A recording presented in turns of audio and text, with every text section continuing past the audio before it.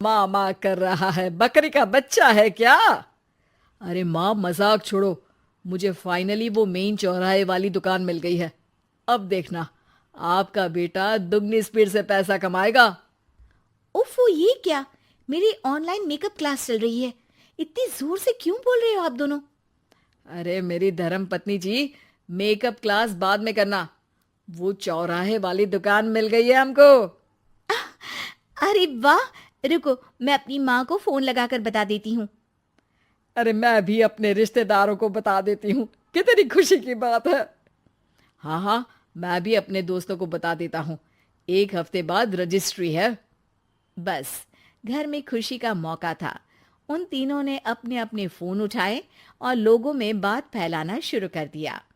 और रही सही कसर, श्वेता बहू ने अपने पड़ोस में सबको बताकर कर दी।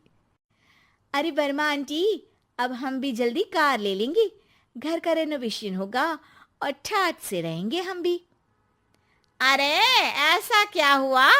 लॉटरी बाटरी लग गई है क्या? अरे, इस बार चौराहे वाली मॉल में हमको भी दुकान मिल गई है।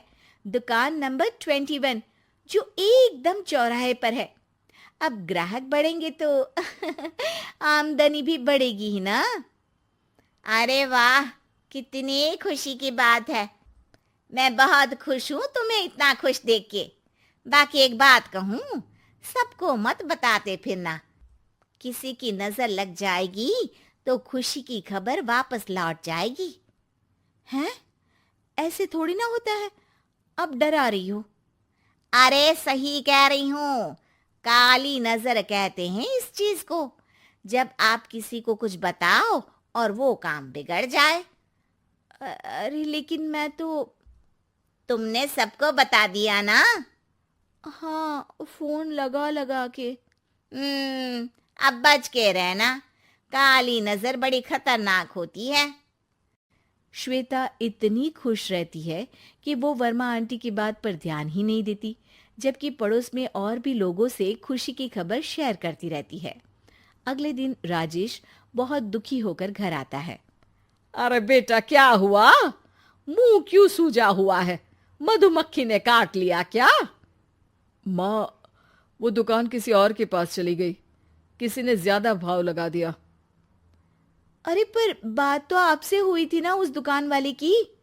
हाँ, आज मैं टोकन अमाउंट देने गया था, तब मुझे पता चला।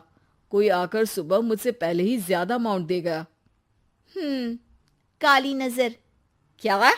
क्या कहा? वर्मा आंटी ने समझाया था कि किसी को बताना मत, वरना काली नजर लग जाएगी। अच्छा, तुम्हें उनकी बात मान लेनी चाहिए थी। उनकी बात मान लेती, लेकिन उसके पहले ही सबको बता चुके थे ना हम तीनों। अरे अगली बार से ध्यान रखेंगे। कोई भी नई चीज होगी तो किसी को नहीं बताएंगे। तीनों कुछ दिन ऐसे ही रहते हैं, पर एक दिन श्वेता को एक मेल आता है। राजेश, मेरा ऑनलाइन मेकअप कोर्स कंप्लीट हो गया। अब मैं खुद का पार्लर खोल सकती हूँ। अरे वाह, अपने मोहल्ले में ही खोलते हैं।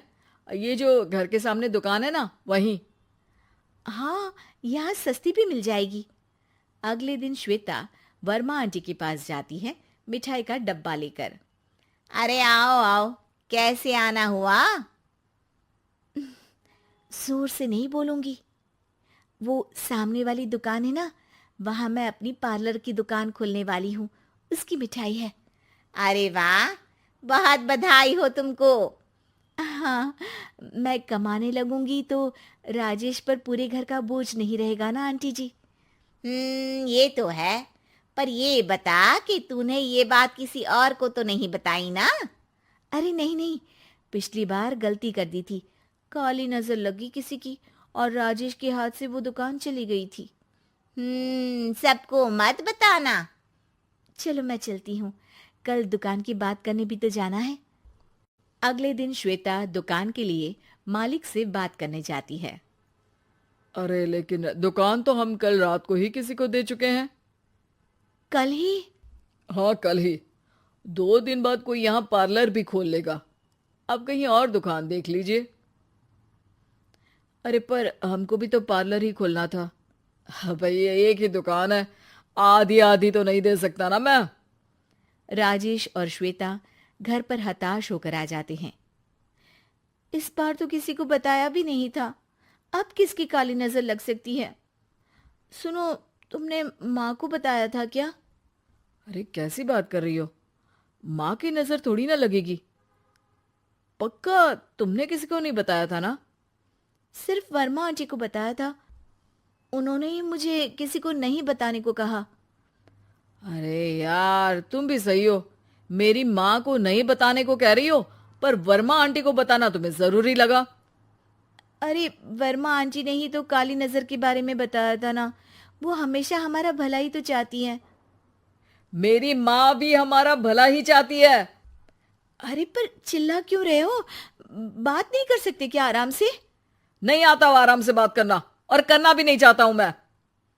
दुकान जाने का दुख गुस्से में बदल गया था और राजेश और श्वेता में बात बंद हो गई थी।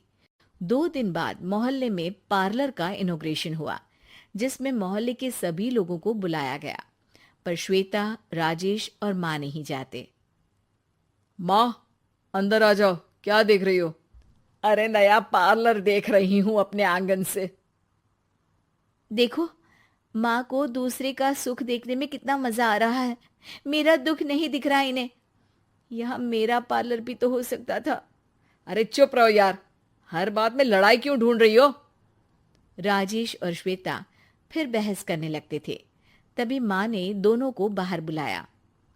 अरे जरा देखो तो दुकान चलाने वाले का बोर्ड पर नाम क्या लिखा है? श्रुति वर्मा। गाड़ी निकाले बेटा, हमें कहीं जाना है। काली नजर का इलाज कराने? राजेश अपनी बाइक निकालता है। तीनों ट्रिपलिंग कर रहे हैं। माँ राजेश को उस मॉल वाली दुकान पर लेकर जाती है जहां राजेश अपनी दुकान खोलने वाला था। यही दुकान लेना चाहता था ना तू? हाँ, पर इनको भी दुखी करने लेकर आई हो क्या यहाँ पर दुकान दिखाकर? वहां काफी नहीं था? अरे श्वेता थोड़ा सब्र रख, अभी पता चलेगा कि हम यहाँ क्यों आए हैं। बता, इस दुकान चलाने वाले का नाम क्या है? अनुपम वर्मा। कुछ समझ में आया? वो दुकान वाली श्रुति वर्मा, ये दुकान वाला अनुपम वर्मा, और हमारे पड़ोस में हमने उस दुकानों के बारे में बताया किसको था? अब वर्मा आंटी को। मतलब वर्मा आंटी ही हमारा काम बिगाड़ रही है? नहीं नहीं, ऐसा नहीं हो सकता, ये बस इत्तेफाक है। राजेश अपना फोन निकालता है और श्रुति वर्मा और अनुपम वर्मा के नाम फेसबुक पर सर्च करता है, जहां ये दोनों ही वर्मा आंटी के रिश्तेदार होते हैं। श्वेता को समझ में आ जाता है कि वर्मा आंटी की ही नजर खाली नजर है। अब क्या करना है? कोई भी खुशी की खबर हो तो काली नजर से बचना है, यानी वर्मा आंटी से बचना है। अरे पर मुझे ये समझ में नहीं आया कि वो हमारे साथ ऐसा क्यों करेंगी। अरे बेटा, एक सीख है, दूर के आदमी को आपकी तरक्की से कम परेशानी होगी, पड़ोसी को ज्यादा। दोनों माँ की बात में हामी भरते हैं और अगला काम चुपचाप करने की कसम खाते हैं, ताकि आगे से वर्मा आंटी कोई काम ना बिगाड़ सके।